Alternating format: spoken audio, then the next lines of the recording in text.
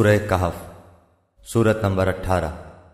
شروع کرتا ہوں اللہ تعالیٰ کے نام سے جو بڑا مہربان نہایت رحم والا ہے۔ تمام تعریفیں اسی اللہ کے لیے سزاوار ہیں جس نے اپنے بندے پر یہ قرآن اتارا اور اس میں کوئی کسر باقی نہ چھوڑی، بلکہ ہر طرح سے ٹھیک ٹھاک رکھا تاکہ اپنے پاس کی سخت سزا سے ہوشیار کر دے اور ایمان لانے اور نیک عمل کرنے والوں کو خوشخبریاں سنا دے کہ ان کے لیے بہترین بدلہ ہے جس میں وہ ہمیشہ ہمیشہ رہیں گے، اور ان لوگوں کو بھی ڈرا دے جو کہتے ہیں کہ اللہ تعالیٰ اولاد رکھتا ہے۔ در حقیقت نہ تو خود انہیں اس کا علم ہے نہ ان کے باپ دادوں کو۔ یہ تہمت بڑی بری ہے جو ان کے منہ سے نکل رہی ہے، وہ نرا جھوٹ بک رہے ہیں۔ پس اگر یہ لوگ اس بات پر ایمان نہ لائیں تو کیا آپ ان کے پیچھے اسی رنج میں اپنی جان ہلاک کر ڈالیں گے؟ روئے زمین پر جو کچھ ہے ہم نے اسے زمین کی رونق کا باعث بنایا ہے کہ ہم انہیں آزما لیں کہ ان میں سے کون نیک اعمال والا ہے۔ اس پر جو کچھ ہے ہم اسے ایک ہموار صاف میدان کر ڈالنے والے ہیں۔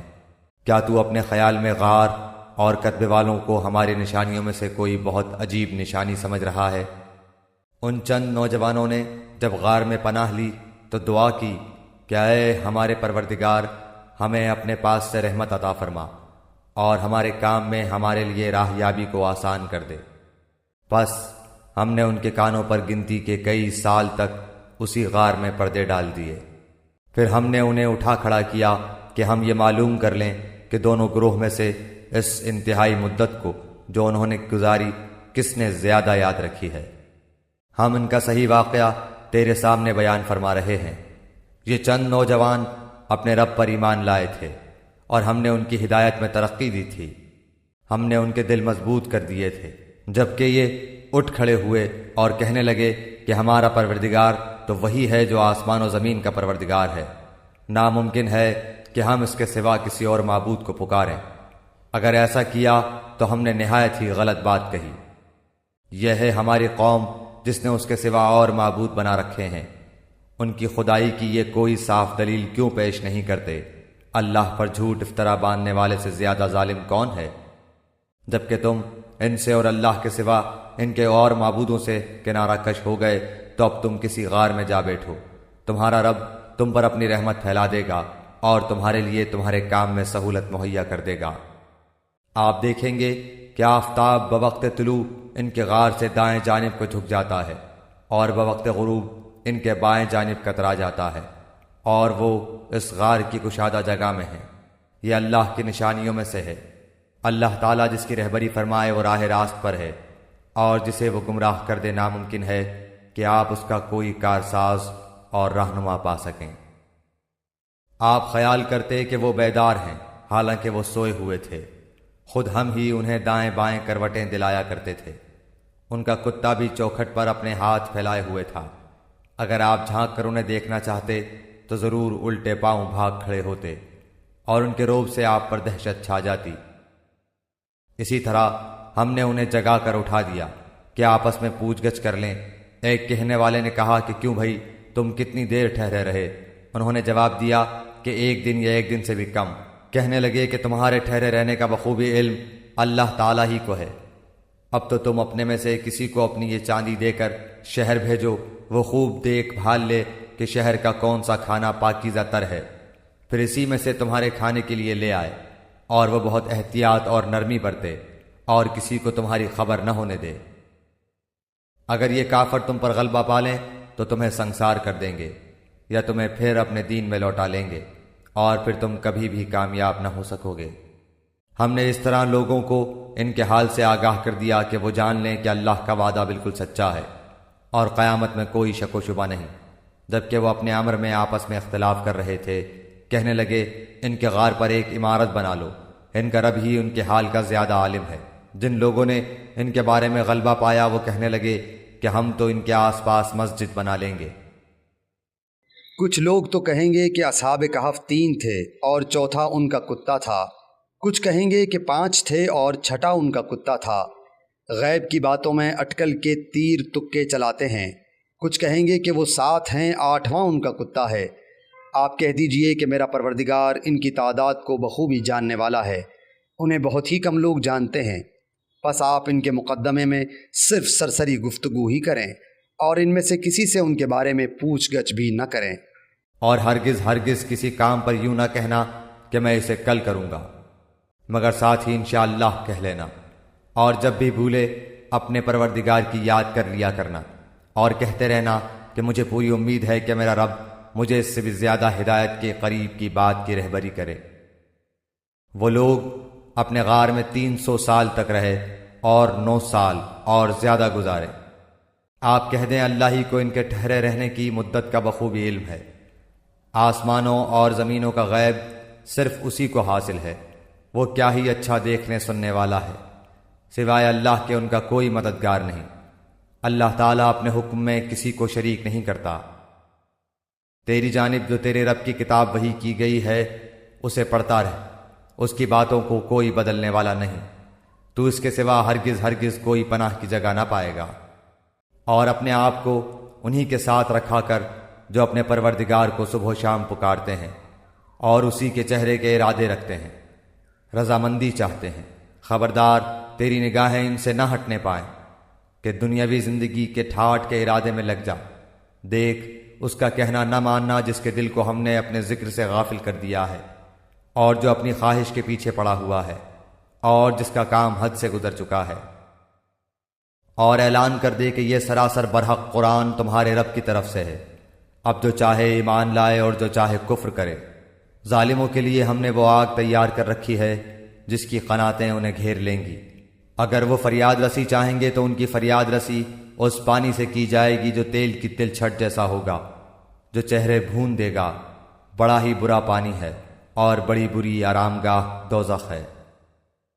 یقیناً جو لوگ ایمان لائیں اور نیک اعمال کریں تو ہم کسی نیک عمل کرنے والے کا ثواب ضائع نہیں کرتے۔ ان کے لیے ہمیشگی والی جنتیں ہیں، ان کے نیچے سے نہریں جاری ہوں گی، وہاں یہ سونے کے کنگن پہنائے جائیں گے اور سبز رنگ کے نرم و باریک اور موٹے ریشم کے لباس پہنیں گے۔ وہاں تختوں کے اوپر تکیے لگائے ہوئے ہوں گے۔ کیا خوب بدلہ ہے اور کس قدر عمدہ آرام گاہ ہے۔ اور انہیں ان 2 شخصوں کی مثال بھی سنا دے جن میں سے ایک کو ہم نے 2 باغ انگوروں کے دے رکھے تھے اور جنہیں کھجوروں کے درختوں سے ہم نے گھیر رکھا تھا، اور دونوں کے درمیان کھیتی لگا رکھی تھی۔ دونوں باغ اپنا پھل خوب لائے اور اس میں کسی طرح کی کمی نہ کی، اور ہم نے ان باغوں کے درمیان نہر جاری کر رکھی تھی۔ الغرض اس کے پاس میوے تھے۔ ایک دن اس نے باتوں ہی باتوں میں اپنے ساتھی سے کہا کہ میں تجھ سے زیادہ مالدار ہوں اور جتھے کے اعتبار سے بھی زیادہ مضبوط ہوں۔ اور یہ اپنے باغ میں گیا اور تھا اپنی جان پر ظلم کرنے والا۔ کہنے لگا کہ میں خیال نہیں کر سکتا کہ کسی وقت بھی یہ برباد ہو جائے، اور نہ میں قیامت کو قائم ہونے والی خیال کرتا ہوں، اور اگر بالفرض میں اپنے رب کی طرف لوٹایا بھی گیا تو یقیناً میں اس لوٹنے کی جگہ اس سے بھی زیادہ بہتر پاؤں گا۔ اس کے ساتھی نے اس سے باتیں کرتے ہوئے کہا کہ کیا تو اس معبود سے کفر کرتا ہے جس نے تجھے مٹی سے پیدا کیا، پھر نطفے سے، پھر تجھے پورا آدمی بنایا؟ لیکن میں تو عقیدہ رکھتا ہوں کہ وہی اللہ میرا پروردگار ہے، میں اپنے رب کے ساتھ کسی کو شریک نہ کروں گا۔ تو نے اپنے باغ میں جاتے وقت کیوں نہ کہا کہ اللہ کا چاہا ہونے والا ہے، کوئی طاقت نہیں مگر اللہ کی مدد سے۔ اگر تو مجھے مال و اولاد میں اپنے سے کم دیکھ رہا ہے، بہت ممکن ہے کہ میرا رب مجھے تیرے اس باغ سے بھی بہتر دے اور اس پر آسمانی عذاب بھیج دے تو یہ چٹیل اور چکنا میدان بن جائے، یا اس کا پانی نیچے اتر جائے اور تیرے بس میں نہ رہے کہ تو اسے ڈھونڈ لائے۔ اور اس کے سارے پھل گھیر لیے گئے، پس وہ اپنے اس خرچ پر جو اس نے اس میں کیا تھا اپنے ہاتھ ملنے لگا، اور وہ باغ تو اوندھا الٹا پڑا تھا، اور وہ شخص یہ کہہ رہا تھا کہ کاش میں اپنے رب کے ساتھ کسی کو بھی شریک نہ کرتا۔ اس کی حمایت میں کوئی جماعت نہ اٹھی کہ اللہ سے اس کا کوئی بچاؤ کرتی، اور نہ وہ خود ہی بدلہ لینے والا بن سکا۔ یہیں سے ثابت ہے کہ اختیارات اللہ برحق کے لیے ہیں، وہ ثواب دینے اور انجام کے اعتبار سے بہت ہی بہتر ہے۔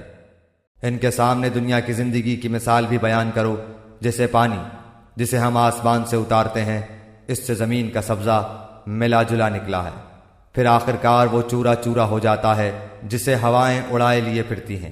اللہ تعالی ہر چیز پر قادر ہے۔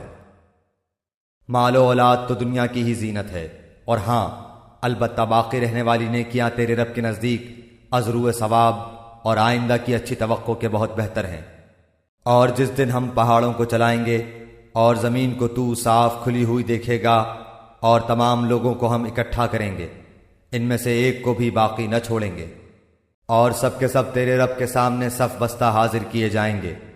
یقیناً تم ہمارے پاس اسی طرح آئے جس طرح ہم نے تمہیں پہلی مرتبہ پیدا کیا تھا، لیکن تم تو اسی خیال میں رہے کہ ہم ہرگز تمہارے لیے کوئی وعدے کا وقت مقرر کریں گے بھی نہیں۔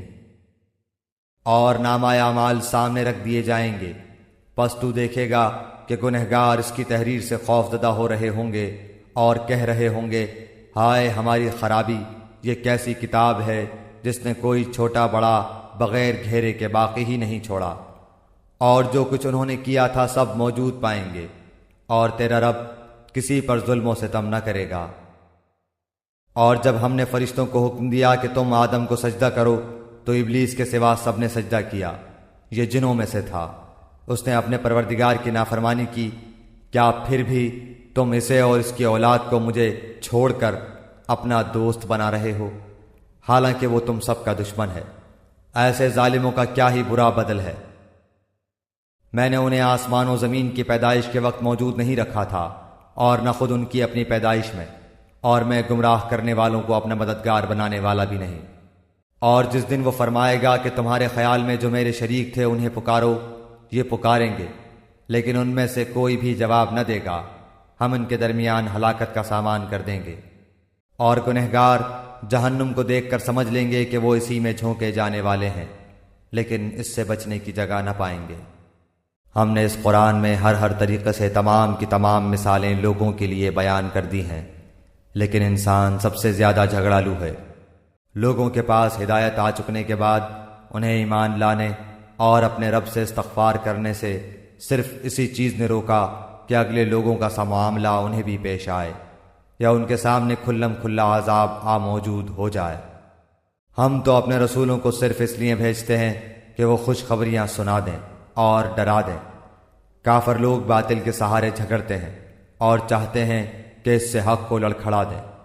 انہوں نے میری آیتوں کو اور جس چیز سے ڈرایا جائے اسے مذاق بنا ڈالا ہے۔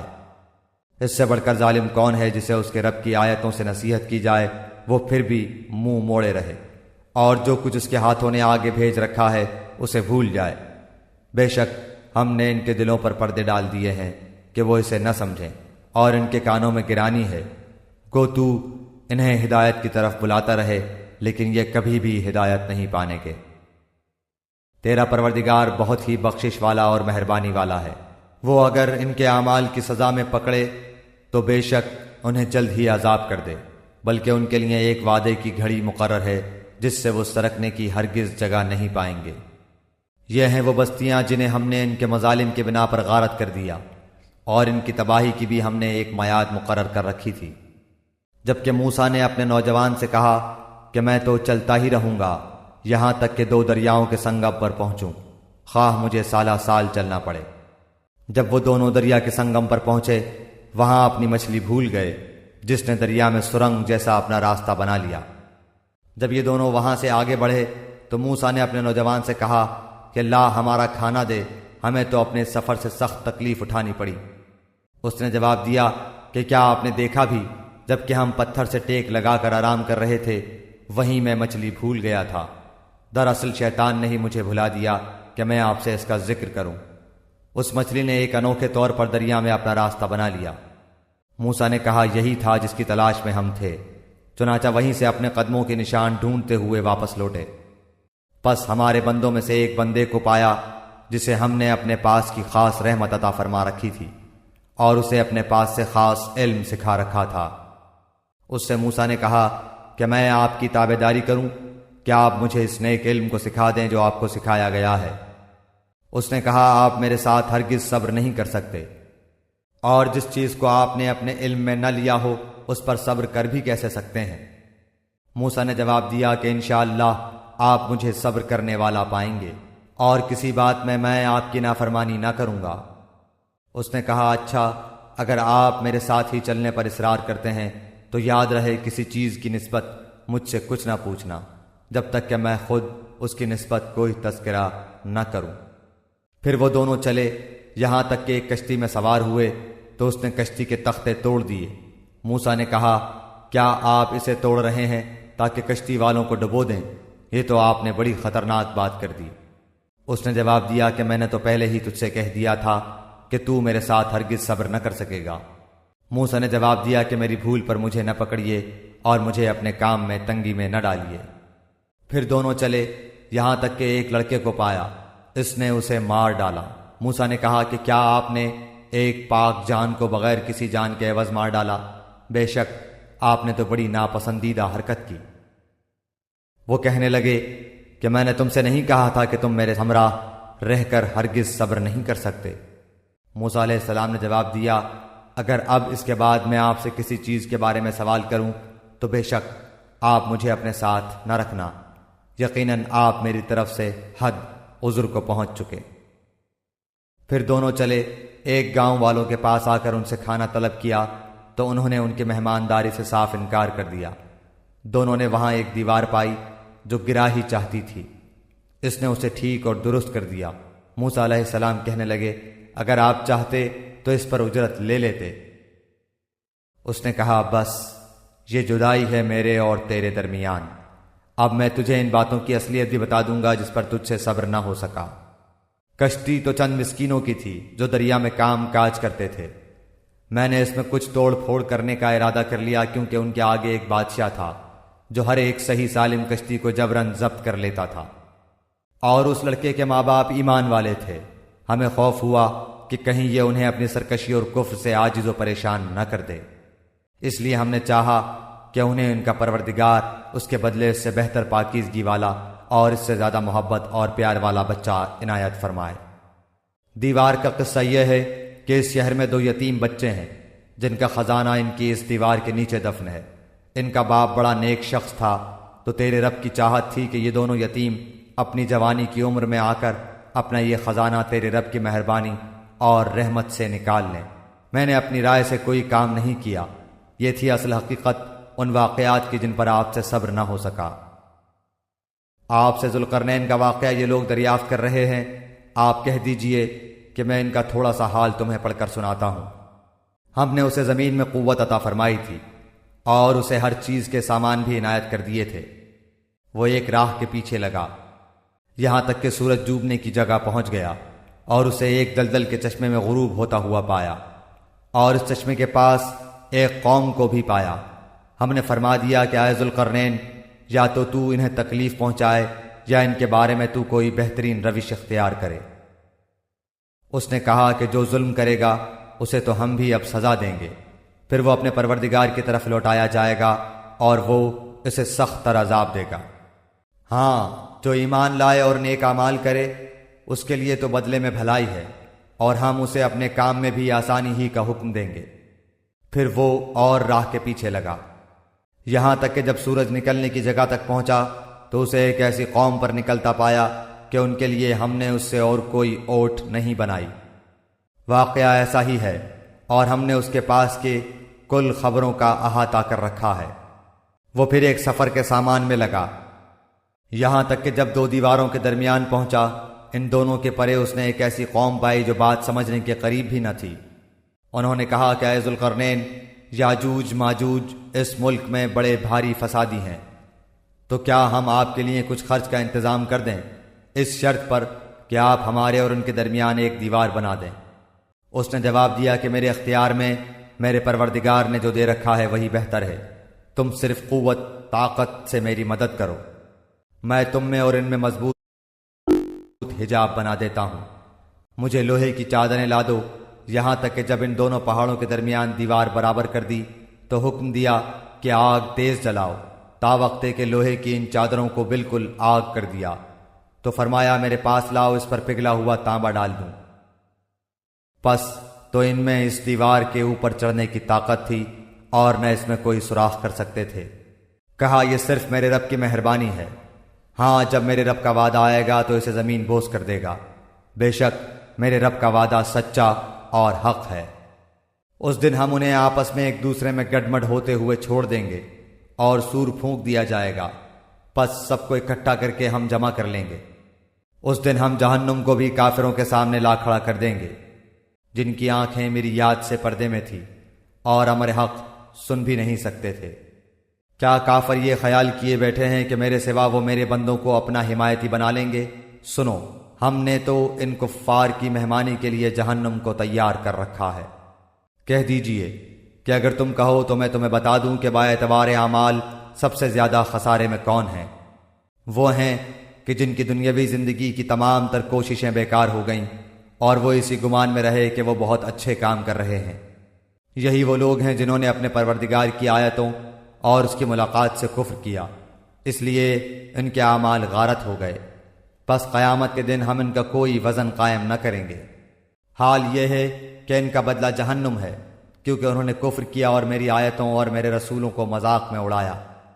جو لوگ ایمان لائے اور انہوں نے کام بھی اچھے کیے، یقیناً ان کے لیے الفردوس کے باغات کی مہمانی ہے، جہاں وہ ہمیشہ رہا کریں گے، جس جگہ کو بدلنے کا کبھی بھی ان کا ارادہ ہی نہ ہوگا۔